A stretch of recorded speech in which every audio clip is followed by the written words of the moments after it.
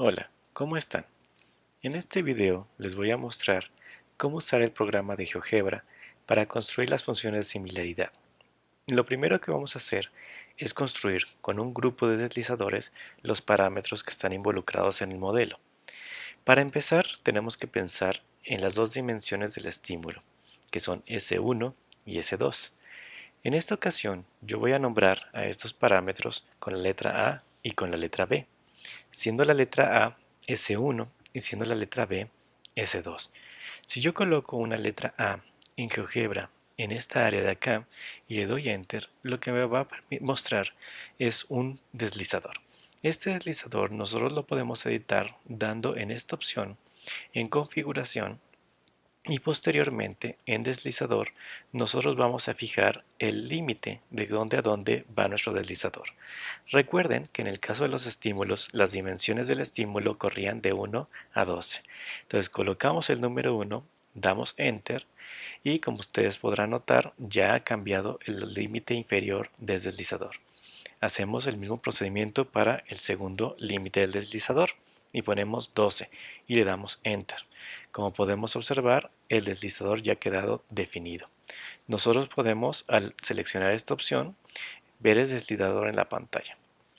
De igual manera, podemos nombrar el parámetro S2, que le voy a poner la letra B.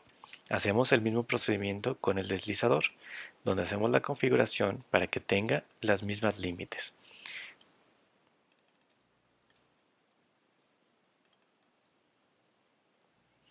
Nosotros ya podemos observar que están ya definidos nuestros dos deslizadores, A que representa a S1 y B que representa a S2. De igual manera, vamos a colocar un deslizador que nos represente a sigma, el parámetro de discriminación. Este parámetro lo vamos a nombrar aquí con la letra S. Podemos observar que nos muestra el deslizador, hacemos una misma configuración para poder mover este deslizador. Para el parámetro de discriminación vamos a ocupar un límite entre 0 y 4. Una vez que tenemos nuestros deslizadores podemos simplemente dar un estilo adecuado a ellos, el que nosotros más nos sea conveniente. Nosotros podemos cambiar los colores simplemente para identificar la diferencia entre ellos. Ahora vamos a construir nuestras funciones de similaridad. Para las funciones de similaridad simplemente hay que recordar que las funciones de similaridad que estamos ocupando son gradientes generalizados tipo gaussianos. Eso quiere decir que tienen una forma de una exponencial y dentro de la exponencial tenemos un valor absoluto, obviamente con un signo negativo porque es una cuestión decreciente. Nosotros tenemos aquí x menos a, que es en este caso el S1. Esta función f de x va a representar la similaridad de xy con respecto a S1 entre S. Y esto va a ir elevado al cuadrado. Nosotros podemos ir viendo en la pantalla cómo se forma la función de similaridad. Esta función de similaridad está representada por f de x. De igual manera vamos a representar con g de x a la similaridad de y con S2. Recuerden que también es una función gaussiana, que es una exponencial de esta forma.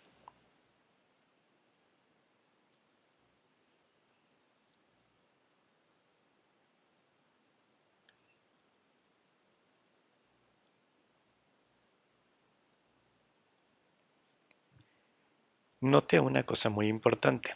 Aquí ambas funciones parecen similares en x. La razón es simplemente porque en GeoGebra tenemos una pantalla donde nos grafica x contra y. No podemos nombrar aquí como xy y y. Lo más conveniente es nombrar ambas funciones como funciones de x y simplemente caracterizar los parámetros s1 como a y s2 como b. Como ustedes podrán notar en la pantalla, pareciera que solamente se ve una gráfica, pero estamos viendo que el parámetro A y el parámetro B ambos valen 1, por eso es que la gráfica para ambas funciones es la misma.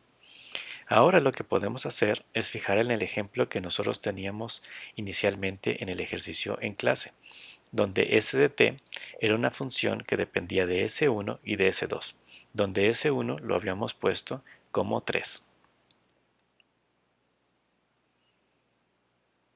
Como ustedes podrán notar, ya se ha desplazado una de las gráficas hacia uno de los costados. De igual manera habíamos puesto que S2 tenía un valor de 7. Este es el ejercicio inicial que teníamos en clase. Si nosotros tomamos el mismo parámetro de discriminación que habíamos tomado en la clase, nosotros podemos hacer que S valga 3.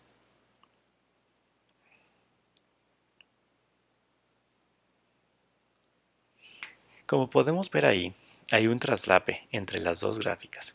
Si nosotros movemos este parámetro de discriminación, lo que vamos a ver es que el traslape se va a hacer más pequeño o se va a hacer más grande. Recuerden que un parámetro de discriminación bajo, es decir, con una sigma larga, grande, hace más difícil poder discriminar entre los dos estímulos, mientras que para un parámetro de discriminación alto, es decir, una sigma pequeña, esto nos hace más sencillo discriminar entre las dos dimensiones de los estímulos, entre los dos valores del estímulo. Y esto lo podemos ver si nosotros corremos el parámetro de discriminación S. Como podemos observar, conforme crece el parámetro, se hace más difícil discriminar entre las dos dimensiones. Sin embargo, cuando el parámetro se va haciendo cada vez más y más pequeño, podemos ver más claramente separados los dos niveles de las dimensiones, los dos valores. De igual manera, nosotros podemos mover en este programa de GeoGebra, podemos mover los valores de los estímulos y podemos observar lo siguiente. Cuando nosotros movemos el S1 que valga la misma dimensión que vale S2, se traslapan, se solapan. Y una de las cosas que son importantes aquí de ver es la dimensión en que nosotros podemos mandar hacia los extremos los valores de los estímulos nos va a permitir ver más claramente que la categoría sea una categoría A o una categoría B cuando calculemos nosotros las activaciones de los nodos y posteriormente los mapeos de salida. Nosotros podemos hacer correr estos tres parámetros de tal manera que veamos la interacción de ellos tres cuando nosotros estemos variándolos mutuamente.